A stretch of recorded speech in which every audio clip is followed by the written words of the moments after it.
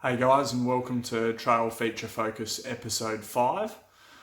This one here takes us to Eagle on the Hill, to the creek gap on the mixer.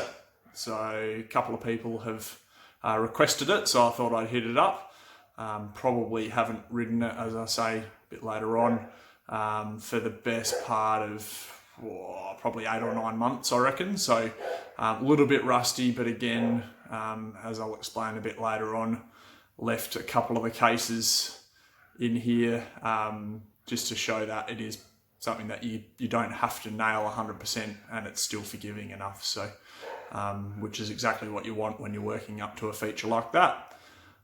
Again, hopefully you enjoy this video, and like and subscribe if you do, and we'll catch you soon. Cheers. So I'm going to start the walkthrough just before the bridge.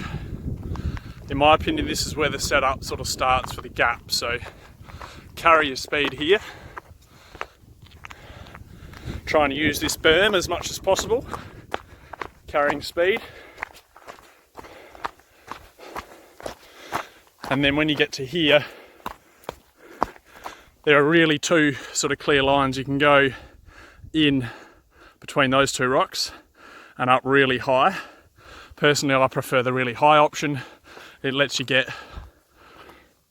sorted pretty quickly. So coming right up here, you can go on the downside as well. I did a couple runs like that too. It's a bit hard to walk because it's a bit off camber. And then dipping in, straightening up, letting go of the brakes here. If you do need to brake check, this is the last point that you want to brake check. Because if you brake check any later, you can do all sorts of funny things that can affect your preload and stuff into the gap. So last opportunity to check your speed and pull out if you need to here. And then there are a couple of different lines here. You can either go straight there, which lines you up more across that way, or you can try and cut it in and go across that way. Again, in a couple of my, or in those, in the couple of takes that I did, you can see a couple of the different lines that I took with various different angles. So just to give you a bit of an idea. And then coming down here,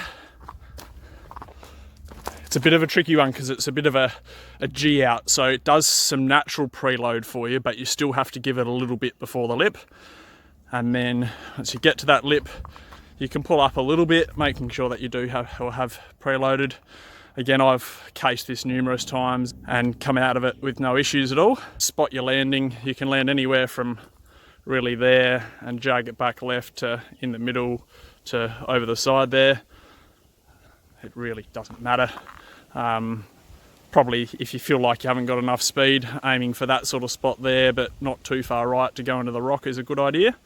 Because if you do case it on this bit, it's not going to hurt the bike so much. And then on the landing, you're coming up, and it's a really nice landing. Whether you case it or not, it's actually a really nice landing. So pretty smooth run out, and then you can pop that lip as well for another jump. But yeah, that's the creek gap here on the mixer. Alrighty, we're starting from just before the bridge. Carry speed, minimal braking around here. Really high, off the brakes, stay off the brakes, stay off the brakes.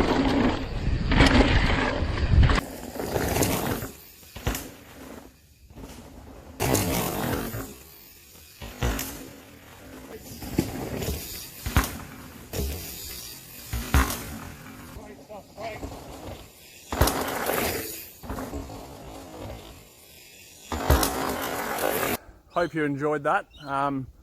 And again, I've sort of deliberately left, there were a couple of near cases in there, not perfect, put it that way. One of them was a definite case, that's for sure. But yeah, some not perfect jumps in there, I guess more so for those people who are beginning to know that you can case this thing and come out on top without crashing or coming unstuck or busting a rim and that sort of stuff.